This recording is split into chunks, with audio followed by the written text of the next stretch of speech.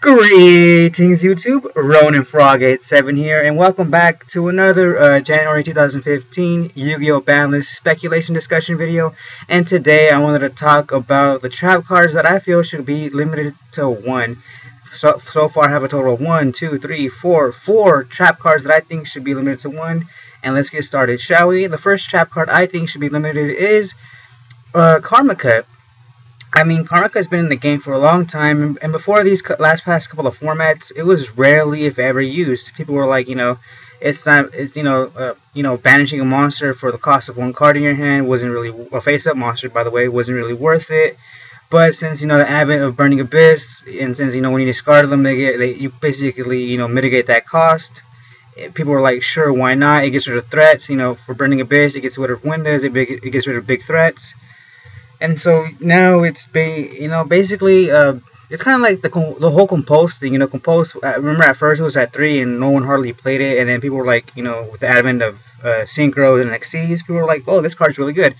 Kind of like the same thing. It's kind of like the same basic premise, and that's kind of the same argument I'm gonna use for Phoenix Wing Phoenix Wing Blast. Wow, oh, that card has always been a mouthful for me. I can never say it right. But anyways, it's kind of the same line of thinking, but the only difference with Phoenix is that it has a long history of use in the Yu-Gi-Oh card game. I mean, before this format, people used it back in the the Diamond Dude days. This card was heavily used during those days. You discard malicious. It was just another outlet for you to discard malicious and just go plus and whatnot. So yeah, that's when it was heavily seen as well. And so it has a longer history of use here in the TCG than Karma Cut does. And it's also one of those traps that, it's seeing a lot of heavy play. The benefit outweighs the cost now, and it's time for it to be at 1. And of course, the next card I think that should go to 1 is obviously one card that a lot of people also think should go to 1, and that's Vanity's Emptiness. I mean, sure, you can make the argument that Vanity's Emptiness, deters your opponent from just going ham and spam on you, special summon spam. But really, guys, what usually happens with the Vanity's Emptiness? The person who usually opens it first, they go ham, they go spam, they summon a bunch of monsters, they go double Dante or they go Winda and all this other crap, and then they say Vanity's Emptiness, go, your opponent goes, then the opponent goes. They attempt to special summon, and then boom, the opponent who just went ham, go surprise motherfucker, and they go Vanity's Emptiness. So that's not really too fair, It's not really that fair of a card. Yeah, it does stop a lot of special summoning, but in the end, it's like a frustrating card to get over. I mean, it's not that it's hard to get over. It's just really frustrating if you don't have any outs to it then and there, especially when your opponent has an established board and you don't. And then just bring that on you. That's really unfair, and that's really tough to get over. And then, I don't think it should be banned, but to 1, it seems like a nice, perfect fit. And then also the next trap card that I think should be limited to 1 is Skill Drain. I remember Skill Drain was at 2 before, if I'm not mistaken. I'm not sure if it ever was at 1. Someone correct me if I'm wrong here, but I'm pretty sure it was at 2. And basically this is like anti-meta's like a lot of anti-meta decks preferred card. Not all anti-meta decks. There are some anti-meta effects that relied on their monster effects, but a lot of anti-meta decks, or a lot of those beatdown decks, relied on Skill Drain. But now, Quilloff, they just basically abuse the shit out of it. They can summon, especially since the advent of pendulum summoning. It's like, you get all your effects off, and then since Scout or whatever, all those pendulum monsters are, when they get their effects off, when they go +1, they usually do it in the pendulum zone, and they're not monsters, so it's like, what the fuck, man? You know what I mean? It's like, they get to abuse it, kind of as the same way as people who special summon a lot get to abuse Vanity's Emptiness before they flip it.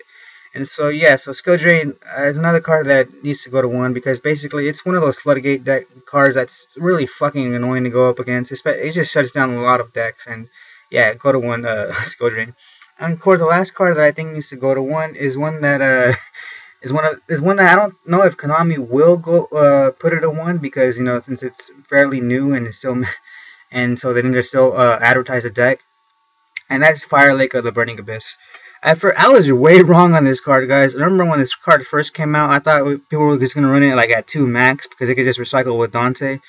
But no, people like basically every Burning Abyss deck that you see runs 3 of these for consistency's sake, and it's just this card's just ridiculous. You know, you thought cards like Icarus Attack were bad. This is way fucking worse. I mean, do I really need to go over the ways that this card is just like really unhealthy for the game? It's like it's just ridiculous, and I think it needs to go to 1. Some people like say just ban it, but I think that's a little too harsh, and I'm not even sure if it's gonna go to 1 at all, seeing as how Konami is still making money off of Burning Abyss, and seeing as how they're still gonna promote more Burning Abyss cards, with Malakota, if Malakota is real. I'm not sure if he's been confirmed yet, but the ritual monster. So yeah, this looks like we're still gonna keep getting Burning Abyss support, guys, and I'm not sure if Konami's gonna hit this at all. So yeah, based off of those arguments and based off of what we've seen before of how Konami operates with the ban list and whatnot. And so yeah, guys, so these cards are the ones that these are the trap cards that I think should go to 1. If they'll go to 1, who knows? My best bet, I think, out of all these going to 1, I say Vanity's Emptiness has the highest chance of, realistically speaking, of it going to 1. Because I'm not sure if the other cards will, especially, with Fire Lake, and Konami still needs to make money off of Burning Abyss. Well, alright guys, that's what I think. What about you guys? Do you guys think what about for trap cards? What cards do you guys think should go to 1? Did I miss any? I know I didn't put Raigeki Break in here. Maybe it should. Do you guys think Raigeki Break should go to 1 as well? Because it's kind of similar to Karmika and Phoenix Wind Blast. So let me know. Let me know what I missed. Alright guys, I hope you enjoyed this video. I know I was rambling a lot through it, but thank you if you were able to, decipher it and were able to listen and understand. Alright guys, I'm running Frog 87. As usual, I'm messing up my outro here. But if you enjoyed the video, please remember to like and comment and subscribe if you haven't already. And if you have subscribed already, thank you. It means a lot to me. I appreciate your continued support. And as always, I am Running Frog 87, bidding you farewell, and I'm going to see you all guys on the next one.